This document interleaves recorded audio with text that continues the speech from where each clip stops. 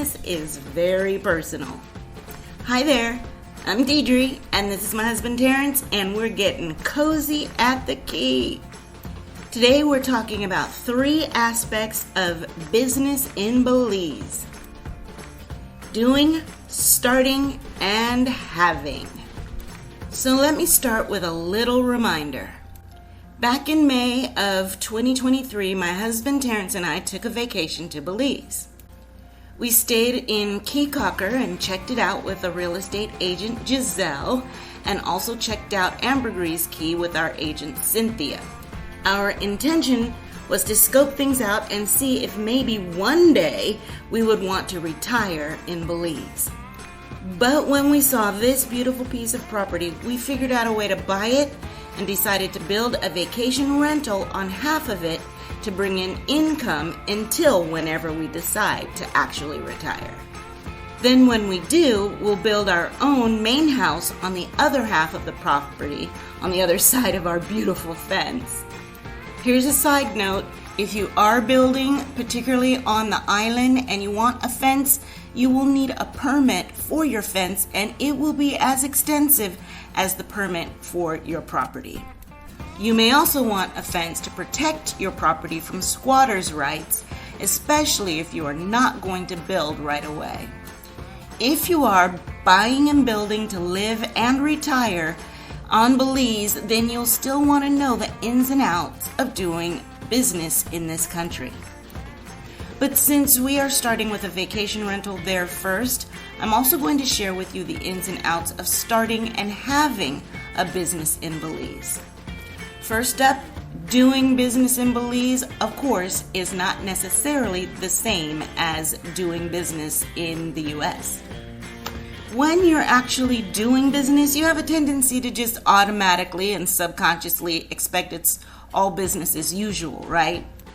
But here's the deal. Stores don't usually have websites. However, you can still find nearly everything you might need through a Google search, which can lead you to Facebook accounts, local bulletin boards, and various blogs that are a wealth of information and contacts. Remember, download WhatsApp. WhatsApp will be your best friend when you're doing business in Belize. Try every phone number you find in WhatsApp, even if it says that person is not on the app.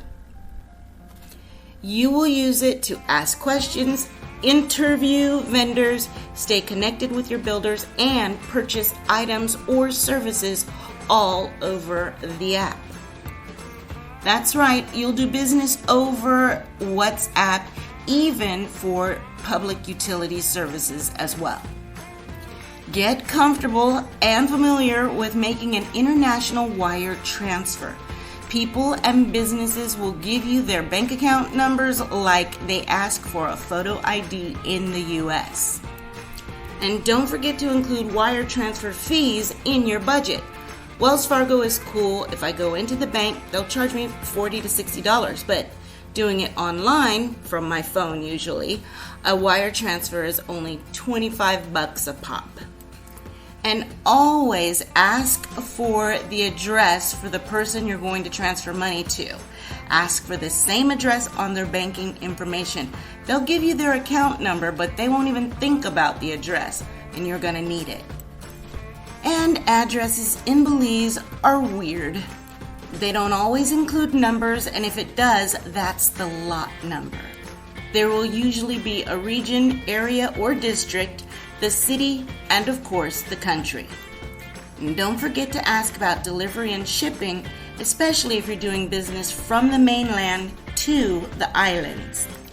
Lastly, businesses close. Sometimes there are no real set hours. They close for local holidays, or they'll just be open from 8 to noon for no reason. Or if people just have to go somewhere, they will just go ahead and close. Remember, be patient, go slow, Belize.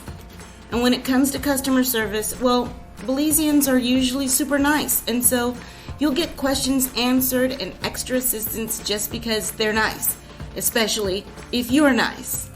But asking questions to get the answer you're wanting is an art form. Again, be patient and go slow, Belize. Now, as for starting business in Belize, I have been told it is easy to have a business in Belize, but not so easy to start a business in Belize, and that may very well be true. There are two ways to start a business in Belize. You can register as a Belizean business, or you can register as a foreign business doing business in Belize. Got it? In the U.S., we have all kinds of business types, but in Belize, you're better off with an LLC. Registering as a Belizean business is more expensive than registering as a foreign business, but it might balance out the same if you need to establish your company in the U.S. first. We started a new LLC in the U.S. and have officially had it registered as a foreign business in Belize. There are so many forms and steps and agencies and fees that if you've got the ability to do so, I suggest getting a lawyer. We are very happy with Roble and Company, but do your own research. If you're going to have employees, this will add more steps to your business starting process, way more fees, and more time as well. For a vacation rental, it's not like putting your spare room on Airbnb. You must have a hotel license, and there are a lot of hoops to jump through, lots of forms, and very specific requests. And for whatever business you do, especially on Ambergris Key, if you're going to trade in services or product, you must have a trade license also. Which brings us to lesson number 8. You don't know what you don't know, but you better try and know it anyway. Listen, the country of Belize is quite happy for you to have a business in Belize, especially if it adds to their local economy, provides local work, or adds to their primary source of industry, which is tourism. So once you get a business started, they really make it easy for you to keep it going, but they want you to do it right. Once a year, you will have to pay business taxes, and you will have to collect sales tax from every customer or client for your business and pay the GST, the general sales tax, every month, if I'm correct. GST is currently 12.5% in Belize. So, if you're doing business in Belize, do the math. Add on 12.5% to your Belize dollar cost, divide it in half, and that's your U.S. cost. If you're starting a business in Belize, pay attention to every service you contract to see if they will charge you GST also. And if you follow the rules, the guidelines, and the regulations, then you know your business is on the up and up, and you're probably going to have a successful business. And even if you're not starting a business, following these basic guidelines will help you be more successful in all the business you do in Belize. Thanks for getting cozy with us on this episode. We'll see you next time as we're building in Belize.